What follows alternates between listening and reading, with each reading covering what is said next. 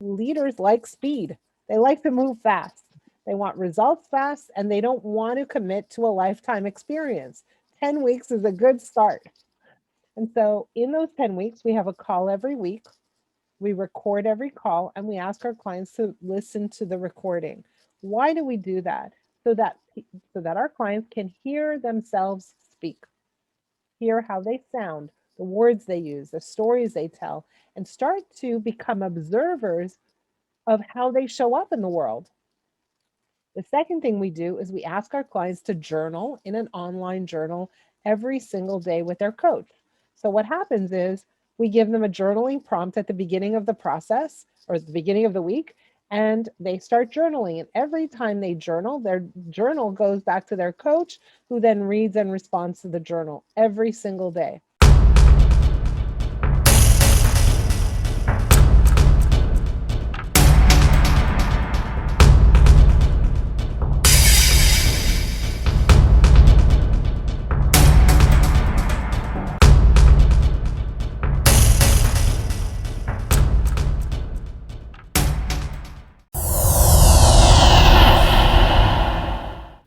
Talking with the experts. Hello and welcome to Talking with the Experts. My name's Rose Davidson from rosedavidson.com, and Talking with the Experts is about all things business by business owners for business owners. And you can find it on all good podcasting streaming platforms and on YouTube. And today my guest is Kim Ades. And Kim is going to talk to us about how work-life balance is overrated. And Kim's surname is Ades. Sorry, I got it wrong the first time, but I should have read the intro first. Is the president and founder of Frame of Mind Coaching and JournalEngine, as it's a software company. It's recognized as an expert in the area of thought mastery and mental toughness. Kim uses her unique philosophy and quirky coaching style to help leaders identify their personal blind spots and to shift their thinking in order to yield extraordinary results. She's an author, a speaker, an entrepreneur, a coach, and mum of five. And Kim's claim to fame is teaching her powerful frame of mind coaching process to leaders, entrepreneurs, and influencers worldwide. Welcome, Kim, and thank you for joining me today. Thank you for having me. I'm excited to have this conversation. You positioned it as controversial, so amazing. Sounds like fun. Yeah, I mean, people always advocate a work-life balance. So I'd really like your perspective on how you find it to be an overrated. Uh, uh, Concept. yeah, yeah. Thank you. Well, so let's explore the concept of balance for a minute. So I don't know what you have in your neck of the woods. I don't know if it's called a seesaw or a teeter-totter. But imagine that you're at a park and you see two kids on a seesaw. Do you call it a seesaw or a Yes, teeter-totter? A yes, seesaw. Cecil. And so they're going up and down, right? Yep. They're out of balance. They're having a good time. And what happens when they're in perfect balance? Well, they're bored. Nothing happens. That's it. They're bored. They're still. And so while that's awesome for moments, for seconds, for minutes, it's not good as a lifetime plan, right? Because that's not why we're here. We're not here because we're after this stillness. We're No. after a life with the ups and the downs. We're after the ride. We're after the excitement. And so I think a lot of people are desperately seeking work life balance. And I would say to them, let's look at it a little bit differently. How do we get you to enjoy the ride? How do we get you to feel okay when the bumps are high and low, right? How do you not fret or fear or get stressed out?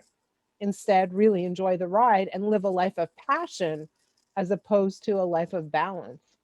Yeah, And that that's makes really perfect sense. Yeah. right. And But so they would need some emotional resilience to be able to do that, wouldn't they? well, that's exactly it. So, what is emotional resilience? Emotional resilience is the ability to bounce back from adversity with speed and agility. But my work has shown me that it's even a little bit more. Is that not only is it the ability to bounce back, but it's the ability to leverage the adversity and turn it into an advantage. So you've had something bad happen to you. Okay, we fall. We all fall. We all have bad things happen to us. The question is, what do we do with that experience? How do we turn it into a key learning or an advantage somehow? How do we package it up and run with it? Because we need to turn it into something useful.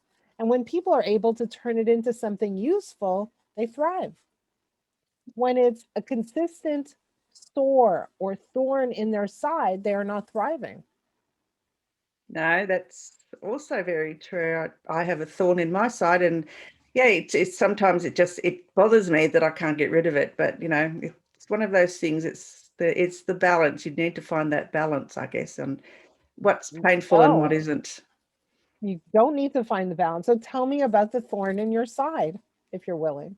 Yeah, I guess it's yeah, well, it's trying to find that balance between my personal life and my work life. It's I've got an unwell husband, and so I need to find time to run my podcast, run my business, and look after him at the same time. So it's not an easy thing to try and juggle. So So, whenever anyone says, I'm looking for balance, or what you're really saying is, I'm having a hard time managing the hours in the day, the time. Am I right about that? yeah, pretty much.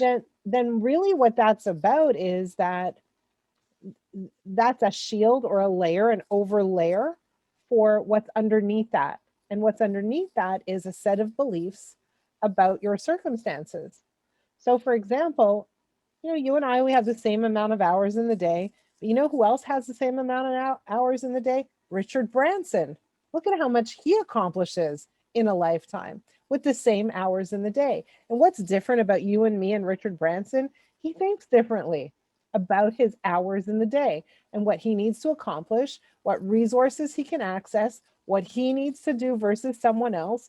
And so what we're really talking about when we feel strapped for time and we feel out of balance, right? That desperate need to kind of make everything equal out is that we have a set of beliefs that prevent us from tapping into valuable resources that could really help us along the way.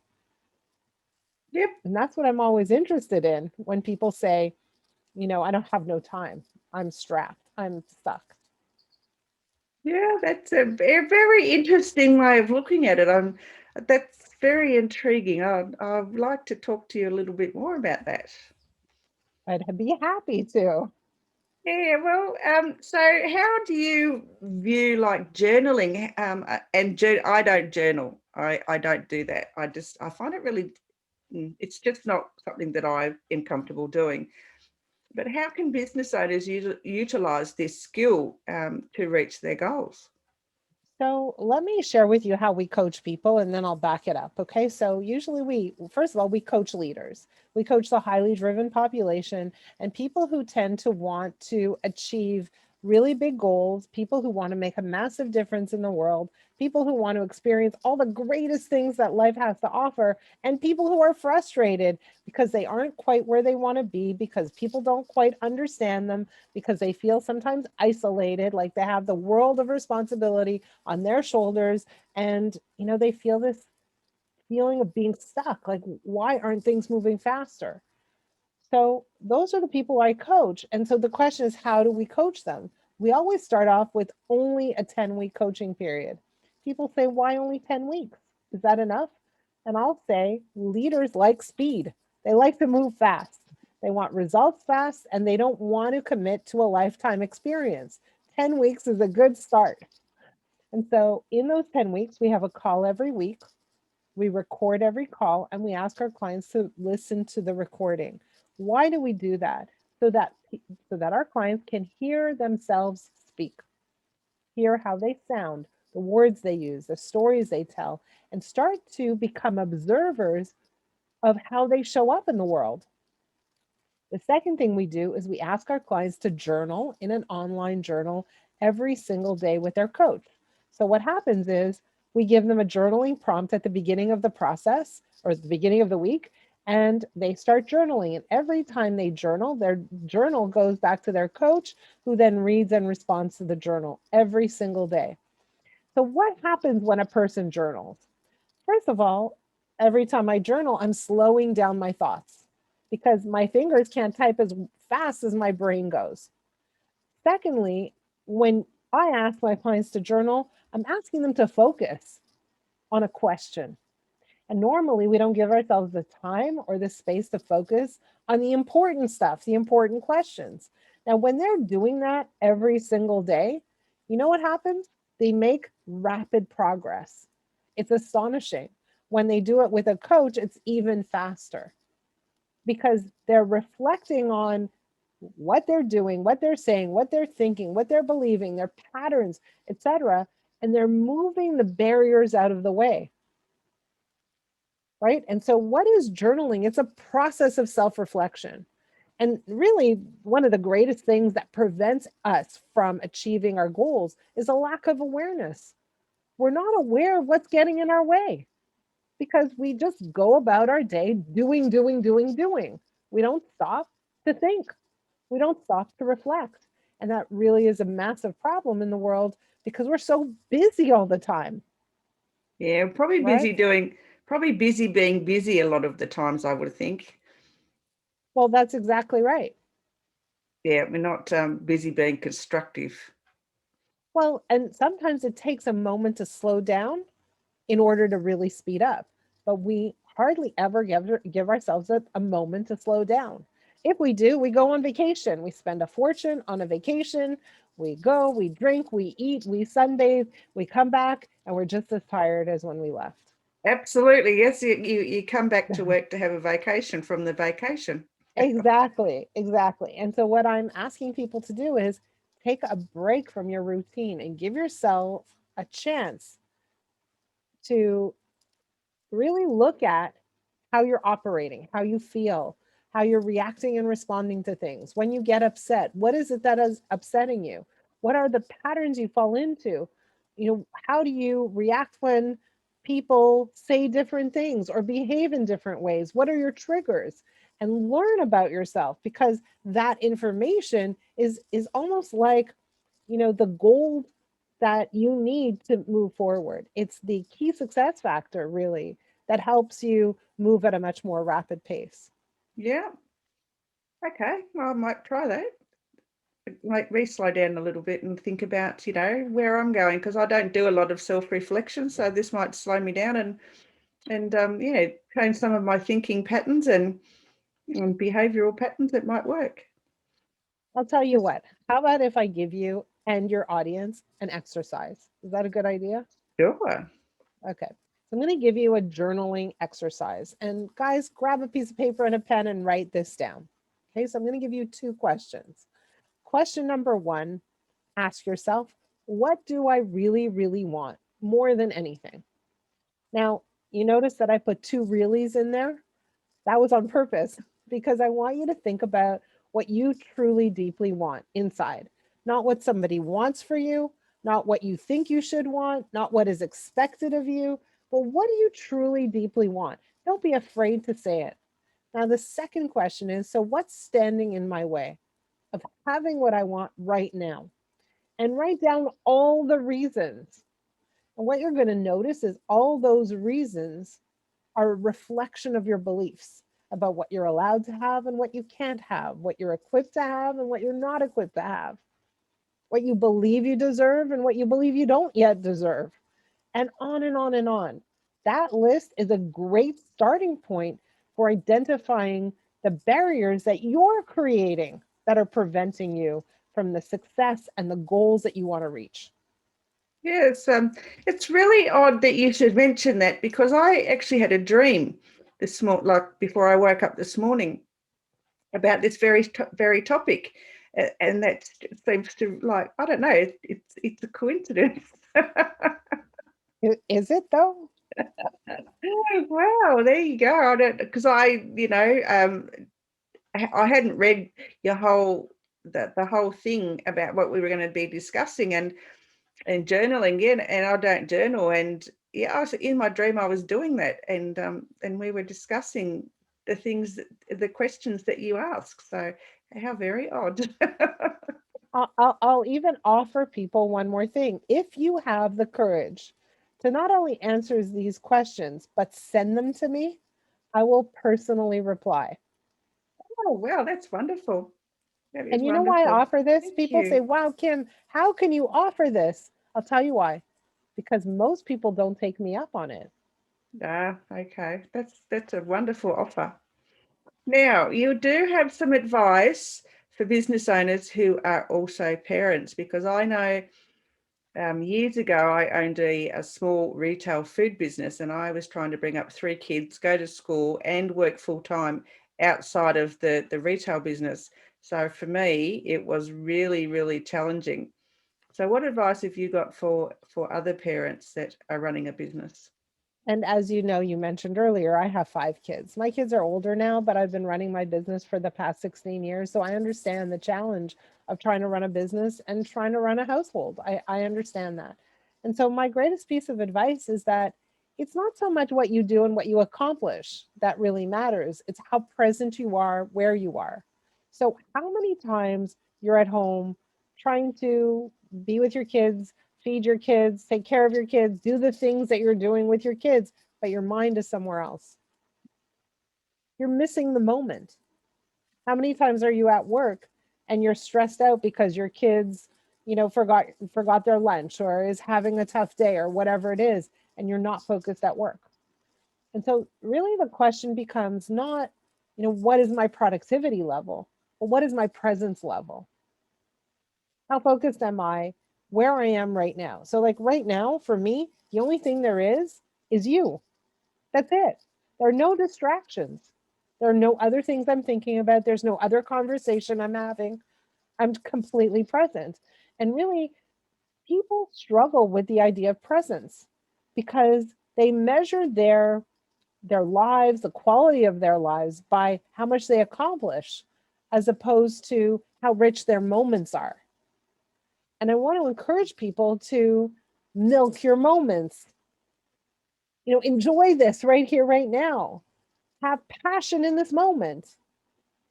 Be conscious of the fact that this moment is very fleeting. It's not going to come back. If Mm. if you and I talk again at another point, it's going to be a different conversation. It's not going to be exactly the same. No, no, that's one of the things that I'm sad about, that because I was doing so much, I wasn't present, and yeah, wasn't emotionally there for my kids. I was always thinking about other stuff, Right. and So my I advice was is only be half where you listening to are. their needs. So yeah, that's and it's now it's hit home, because my kids have left home, and then we're not as close as I would have liked because I wasn't there present. Right. And what happens when you're not present? They learn not to be present. Absolutely, yeah. It's My kids are the same. Anyway, that's another story for another time. But you know what? All these stories add up. All these stories are connected and linked They are. together, right? And so really what am I talking about? When I coach leaders, I'm really talking about the quality of their lives. Are their relationships as rich as they could be? Are they the best parents they want to be? Are they leading their team the way they could be and making an impact in the world? Are they having fun? Are they enjoying their lives? I'm interested in that because the richer your life is as a leader, the more impact you have, the more successful you are, the more your business thrives. Yeah, I agree with that. I agree with having fun in your business. I don't agree with you know, being in a position where you're just going there for the dollars and not actually going there because you're enjoying what you're doing. And that impacts not only on yourself, but it impacts your team, because they can tell that you're not 100% there and you're not 100% happy. So yeah, that Absolutely. has a lot to do with it. I do believe that. Okay, so you have written a book, I can see, Kim. So can we talk about that a little bit? Sure. So it's called What You Focus on Grows, Stories for Your Frame of Mind. And so it's a book of short stories. And really, what it is it takes the reader through a series of journeys. And what I'm really trying to do with every story is challenge the reader to think about average normal things in a very different way, right? So that's the goal. Uh, Average experiences, to really notice their magic. I'm an observer, so I could be at a restaurant or in a train station. I can observe a situation happening in front of me and understand that there's a lesson to learn or a perspective here that's very unusual. And I want to share that with the readers. And really, what I'm trying to do is build a new muscle for the reader, which is to look at things in a new way. So, we all see things in one way, but we know that we can see things in multiple ways. The way we see things will impact our experiences. And so, what choice are you making in how you're seeing things? Are you seeing things in a way that serves you, or are you seeing things in a way that feels bad or shuts you down? You can choose. What are you doing? And this is really the idea of building the mental muscle. A mental muscle makes choices every day. So, what choices are you making on a day to day, moment by moment basis? And when you have a strong mental muscle, you're making choices that fuel you, that bring you health and wellness, as opposed to anything else. Wow, great book. Where's it available? It's on Amazon, but yeah, it's the best place to look for it. It's called What You Focus On Grows. Beautiful. Love it. I love the title and I love what the concept of it is. It sounds really great. And I can see that you're almost everywhere on socials and your website Almost. is You want to hear almost. something? We just started a new TikTok. Oh no, you haven't got on TikTok. We're on TikTok. I'm not the face on TikTok. We have a younger, fresher, much more beautiful face. But it's a young person who is going through our coaching program. We certify people in our coaching method, and she's super excited, loves what she's learning. And she said, "Hey, can I start TikTok?" And I was terrified because I'm like, "What do we put on TikTok? How do we do this?" And she just took it and ran with it. I was super excited about it. Oh, excellent. Yeah, well, as long as it's working for you, that's a good thing, I guess. I mean, I I don't know yet. It's brand new. yeah, well, we'll see. Let me know how it goes. I will. But they can find you on Facebook, Twitter, LinkedIn, Instagram, YouTube, and on your website is frameofmindcoaching.com. Wow, lots of places. Have you got Lots of anything, places. final words that you'd like to share, Kim, today with our I audience? have a whole bunch of things. First of all, I want to also share that I have a podcast called the Frame of Mind Coaching Podcast. And I invite leaders to be my guests who are willing and wanting to be coached on the podcast live and in person. So they come on the podcast, they share a challenge, and right there in the moment, I provide them with some coaching. So if anybody's interested in a little bit of coaching and has the desire to be on the podcast, please reach out to me. We're always looking for guests. My email address is kim@frameofmindcoaching.com. But final words of wisdom is that when you are going about your life and you're doing the things you're doing, whether it's raising your kids or building your business or in a relationship with your partner or spouse, and you find yourself feeling frustrated, annoyed, impatient, exhausted, whatever the feelings are, the negative feelings, understand that what's happening isn't the cause of those feelings. It's simply that your thinking is turned away from what you want, and that it's your thinking that's causing the negative emotion. And so when that happens, I urge you to go and write it down. Write down what happened and what's causing you to feel that way. And start to examine the beliefs that are fueling your emotion. Because at the end of the day, your beliefs will determine what you do and what you don't do, what you feel and what you don't feel. And when you don't feel good, start to examine the beliefs that you have that may not be aligned with your goals or your deepest desires. So those are my thoughts for the day.